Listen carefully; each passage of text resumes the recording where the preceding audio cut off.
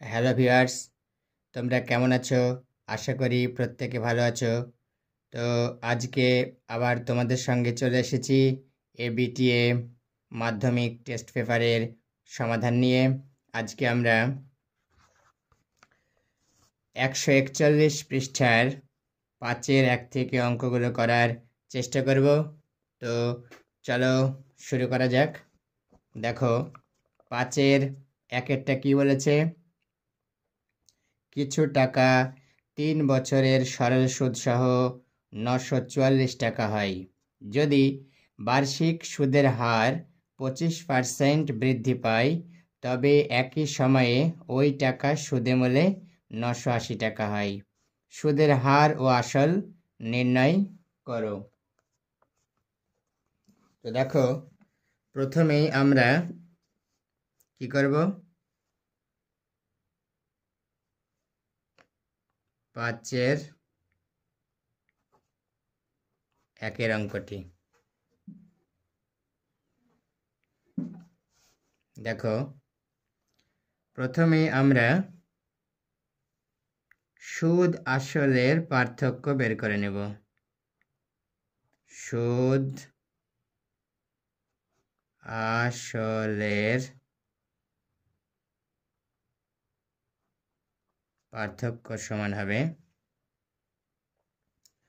980 minus 944 টাকা is equal two 36 টাকা। এবার সুদের 25%, সুদের 25% সমান হবে 36 টাকা। দেখো, বা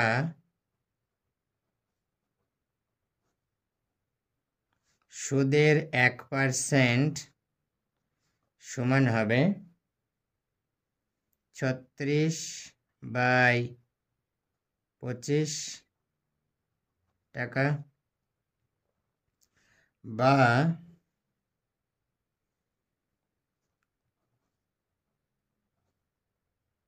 সুদের 100% হবে 36 × 100/, টাকা। 4 25 100, 4 6 24, 4 হাত থেকে 2, 3 4 12 আর 2 14। দেখো তাহলে অতএব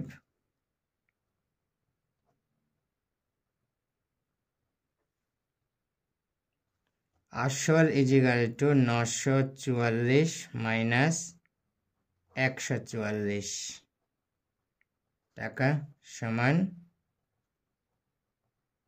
800 টাকা। এবার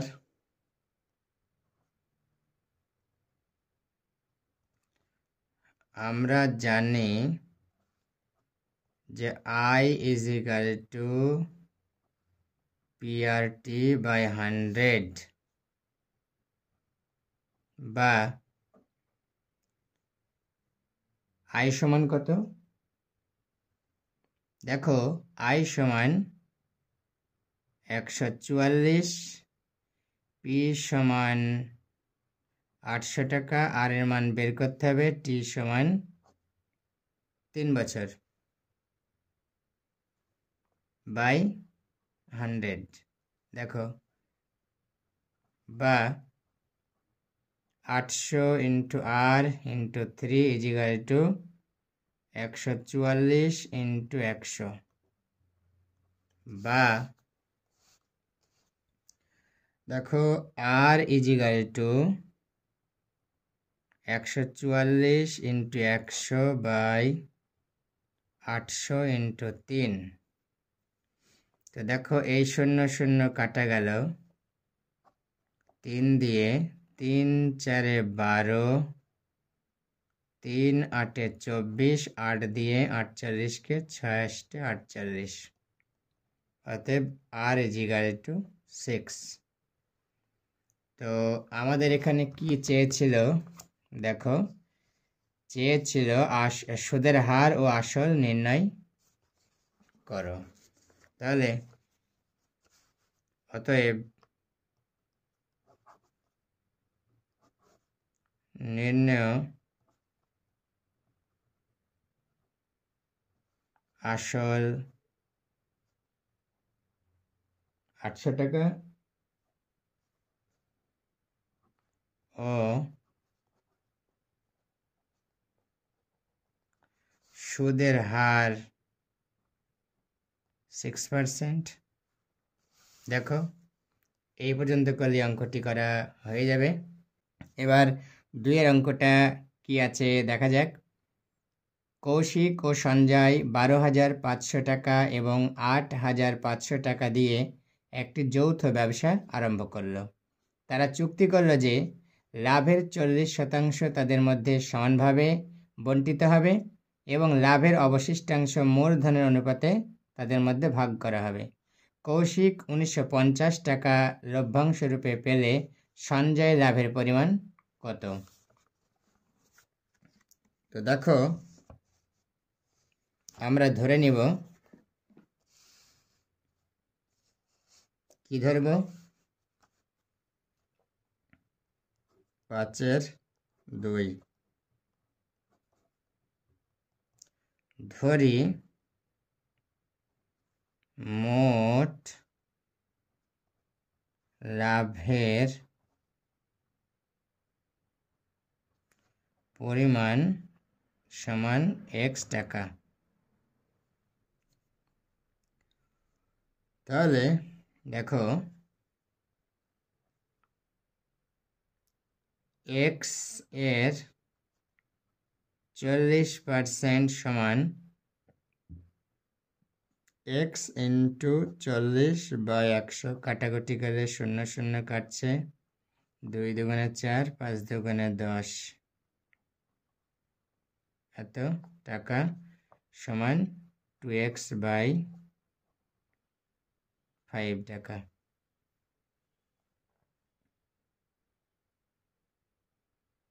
এবার দেখো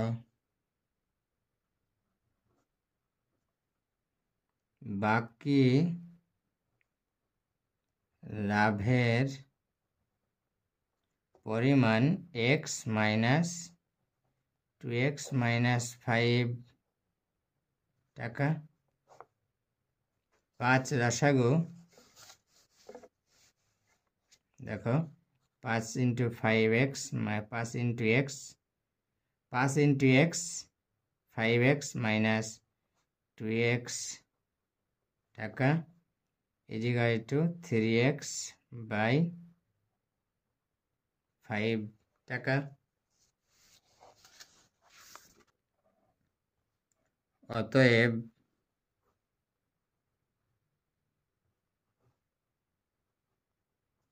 কৌশিক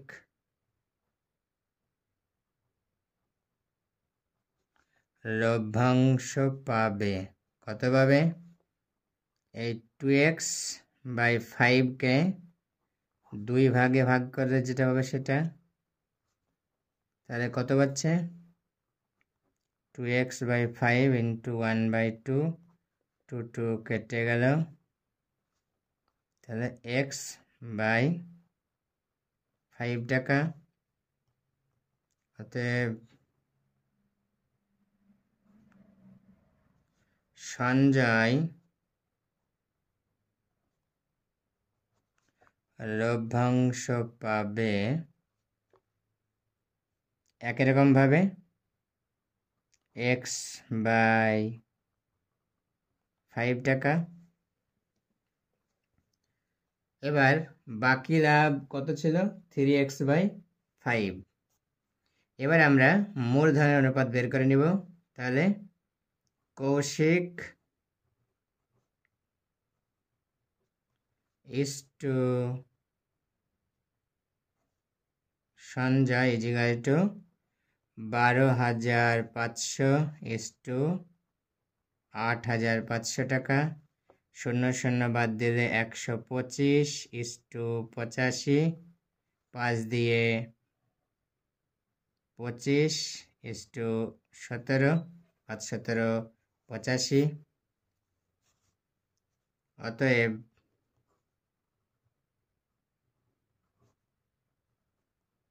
কৌশিক লভ্যাংশ পাবে কত? 25/25 প্লাস 17 যোগ করলে কত হবে? 42 ইন্টু 3x/5 টাকা সমান কত হচ্ছে? দেখো 3 14 42, 5 5 25, তার মানে হচ্ছে 5x/14 টাকা। অতএব সঞ্জয়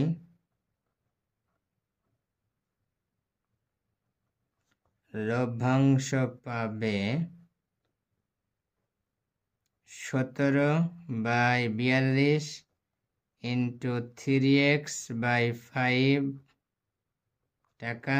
3 14 42 মানে 17x/5 14 70 টাকা। এবার দেখো আমরা এখানে এবার আগে যে লভ্যাংশ পেয়েছিল সমান ভাগে ভাগ করে, অর্থাৎ 40% যেটা লাভের 40% বা 40% যেটা সমান ভাগ হয়েছিল সেটার সঙ্গে যোগ করতে হবে। তাহলে দেখো অতএব কৌশিক মোট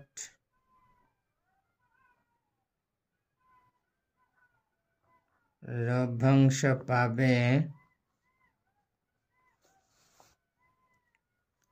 দেখো আগে পেয়েছিল x/5 আর পরে পেল 5x/14 টাকা। 5 14 70 ভাগ করলে 14x প্লাস 5 5 25x টাকা ইজিক্যাল টু 39x/70 টাকা। অতএব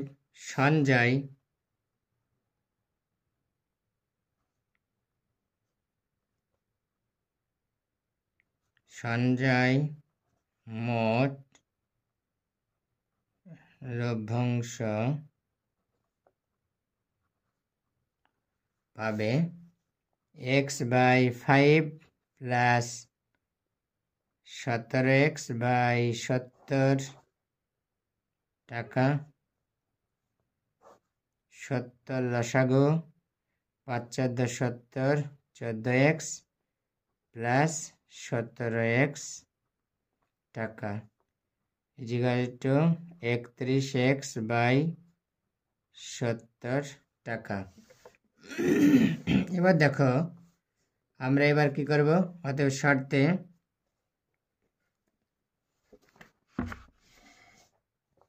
দেখো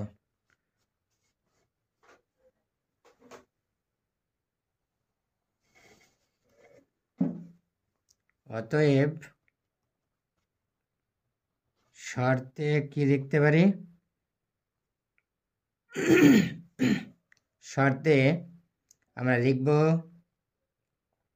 যেখানে 39x/70 সমান লিখতে পারবো 1950 টাকা কৌশিকের লাভ, বা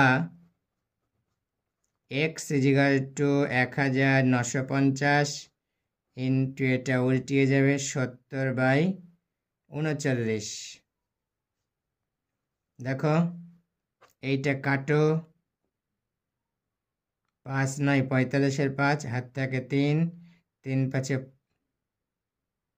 15 19, 5 দিয়ে 50। অতএব x ইকুয়াল টু 5 7 35, 3500 টাকা।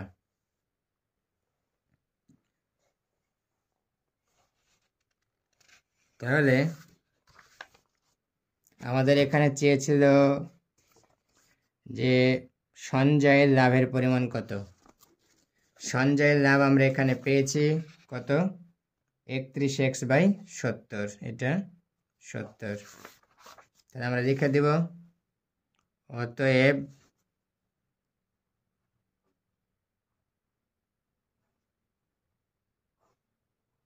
সঞ্জয়ের লাভের পরিমাণ 31x/70 টাকা।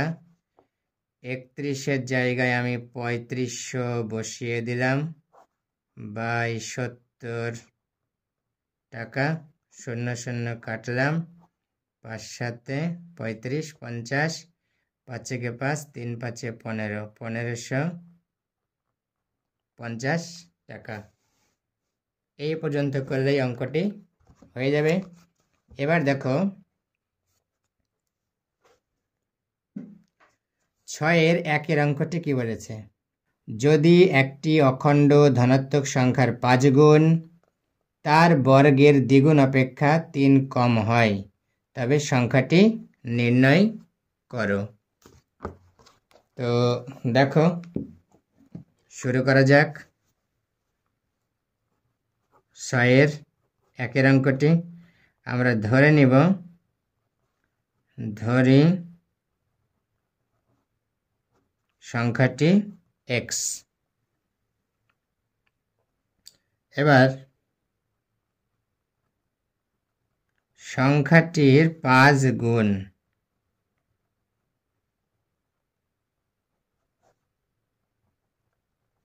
সমান 5x এবং সংখ্যাটির দ্বিগুণের, আচ্ছা কি বলেছে দেখা যাক একটু।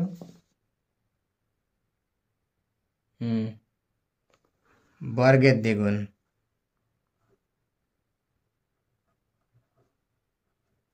সংখ্যাটির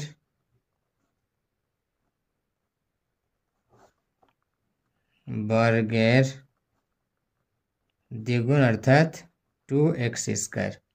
এবার দেখো সংখ্যাটির 5 গুণ সংখ্যাটির বর্গের দ্বিগুণ অপেক্ষা 3 কম। অতএব শর্তে, অতএব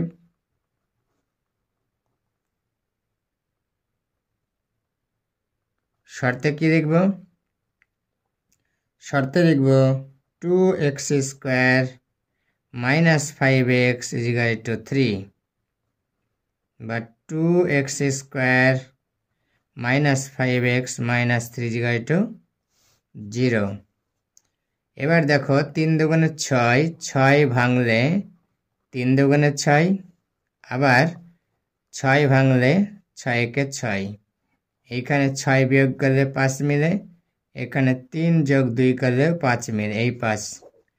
কিন্তু আমরা কোনটা নেব, তো সেটা এই ধ্রুবক পদের আগে কি আছে, 3-এর আগে -3, তাই আমরা এই -6 - 1টা নেব, বা 2x² - 6 - 1 × x - 3 = 0, বা 2x² - 6x + x - 3 = 0। 2x common নিচ্ছি, তাহলে x - 3, কিছু কমন আসছে না, 1 কমন আসছে, তাহলে x - 3 = 0, বা x - 3, এইটা কমন নিচ্ছি, এখানে 2x + 1 পড়ে আছে = 0। এবার হয় x - 3 = 0, অতএব x = 3, অথবা অথবা 2x প্লাস 1 ইজিক্যাল টু 0 বা 2x ইজিক্যাল টু মাইনাস 1 বা x ইজিক্যাল টু মাইনাস 1/2। যেহেতু ধনাত্মক সংখ্যা বলেছে তাই এটা অগ্রাহ্য হবে। বেশ, তাহলে অতএব কি চেয়েছিল এখানে? অতএব অখণ্ড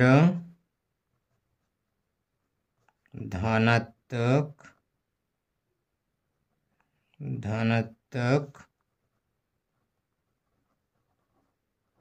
সংখ্যাটি 3। দেখো, এবার আমরা 6-এর 2-এর অঙ্কটি করার চেষ্টা করব। তো দেখো কি বলেছে 6-এর 2-এর অঙ্কটি, ax² plus bx plus c equal to 0 সমীকরণটির একটি বীজ অপরটির দ্বিগুণ হলে দেখাও যে 2b² ইজিক্যাল টু 9ac।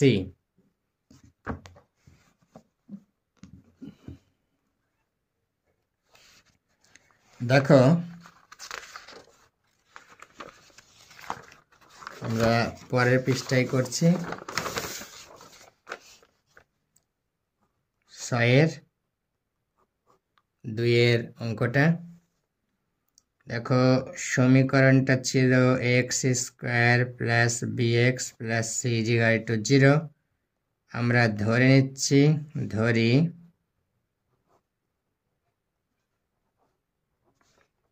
সমীকরণটির একটি বীজ আলফা ও অপর বীজ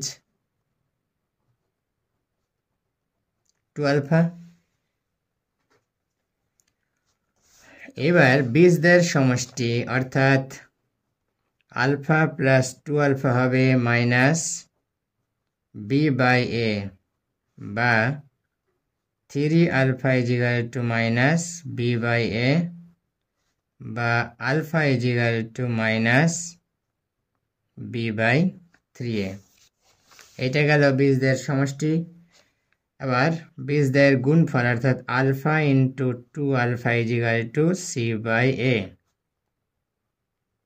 ac/a বা 2α² ইজিক্যাল টু c/a বা 2 ইন্টু আলফা হচ্ছে মাইনাস b/3a তার whole square is equal two c/a বা 2 ইন্টু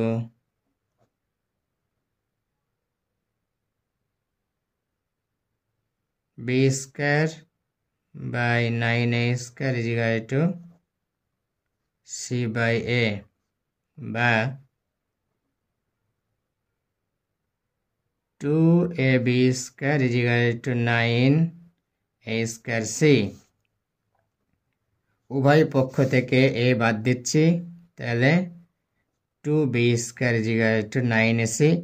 এটাই প্রমাণ করতে বলেছিল। আমরা এখানে প্রমাণিত লিখব।